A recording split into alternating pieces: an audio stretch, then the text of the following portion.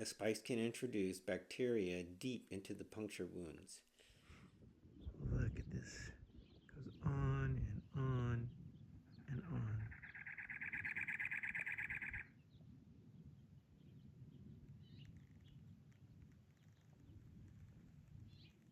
I've seen. Oh, here we go. Cactus wrens. They were all over the place, flying around, hopping around on top of these spiky spines. Yeah, I do have a video of it.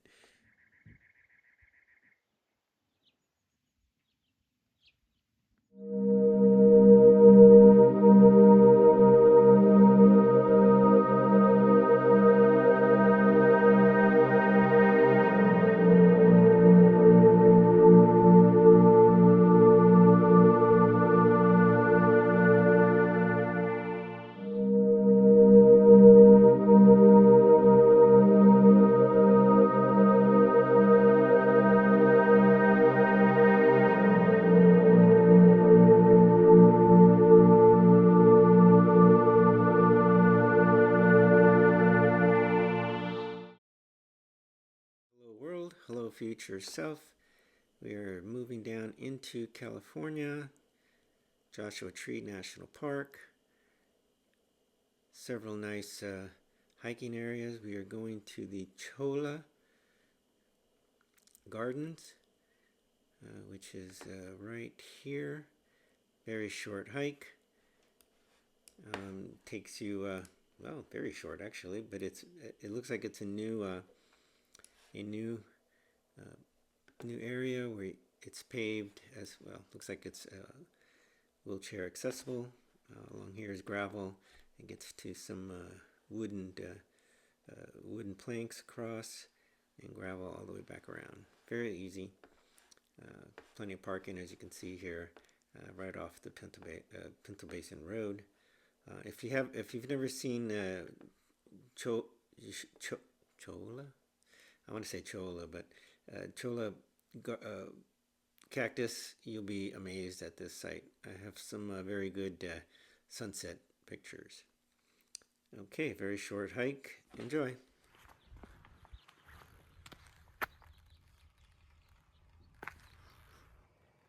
Try to get it right when the sun comes up. Look at this beautiful place. This is like one of the most stunning locations. Oh my gosh. And of course there's people. It's okay. See if I can do this.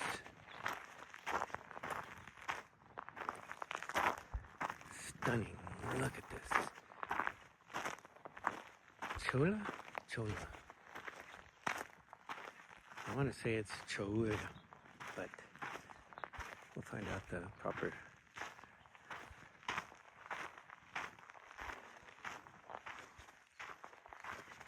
I'll try and get some snapshots shortly.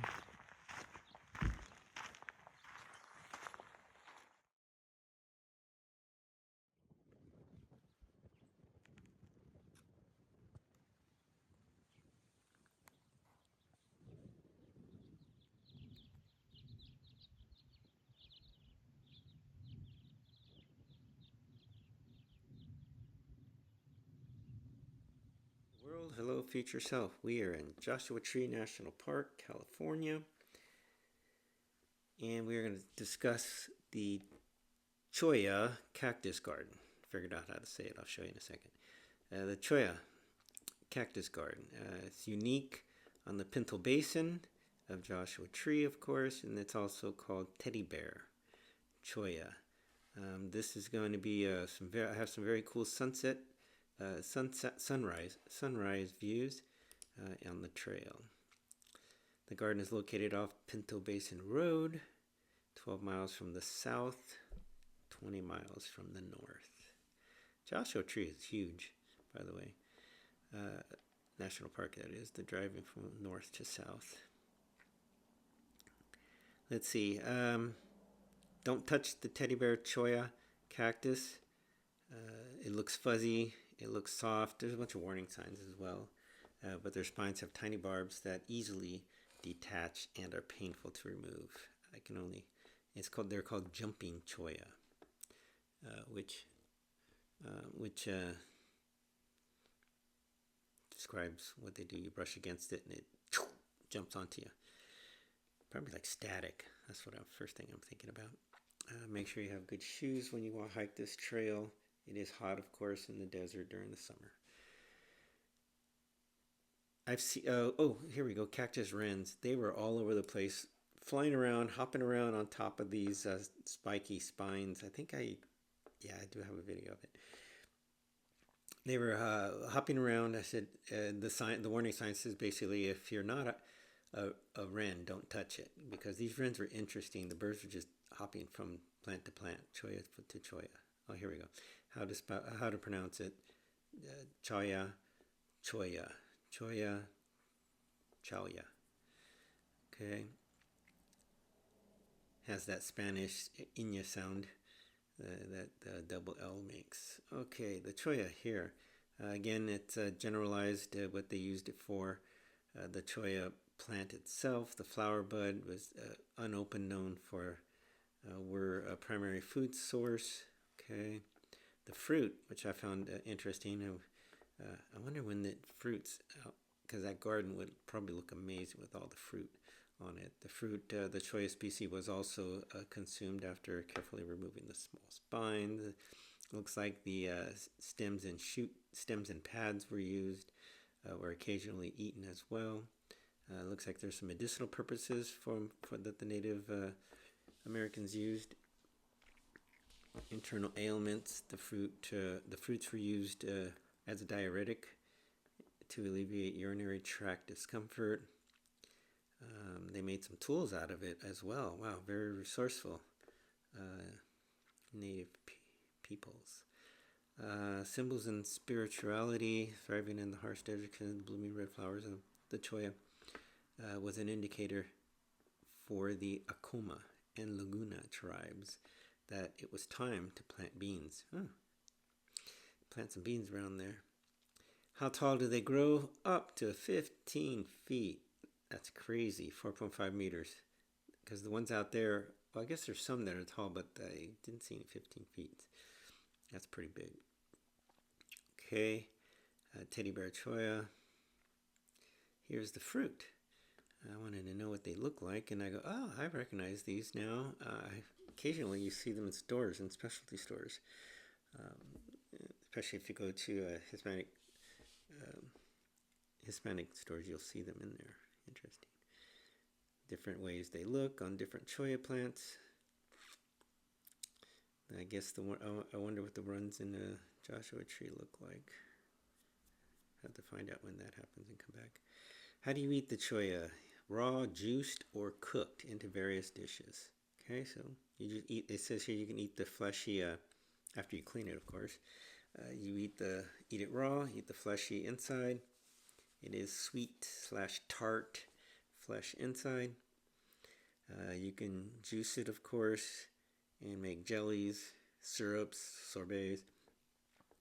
Cholla fruit can be incorporated into other dishes, boiled, jammed, sliced up as a pickle substitute, or mixed into salsa. Interesting. I'm going to have to get me a cholla bloom now. Okay, thank you everyone. Enjoy the hike.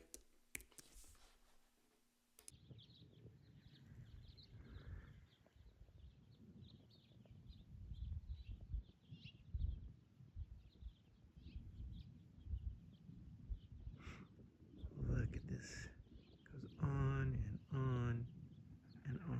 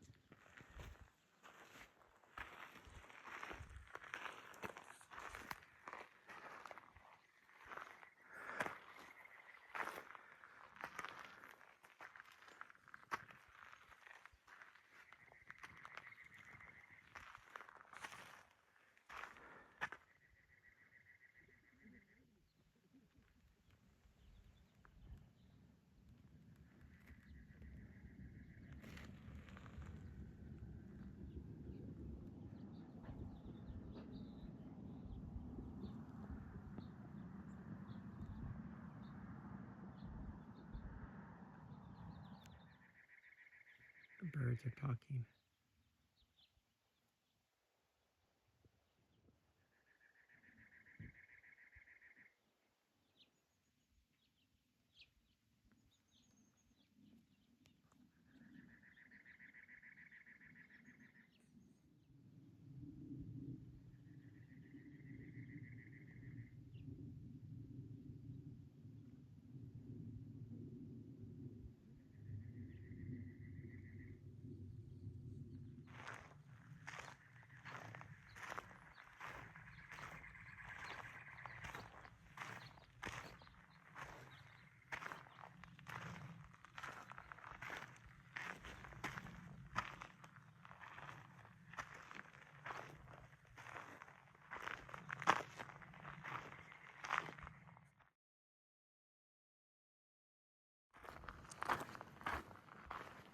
Okay, we caught the sunrise and now we're going to catch a daytime view. I'm on my way back.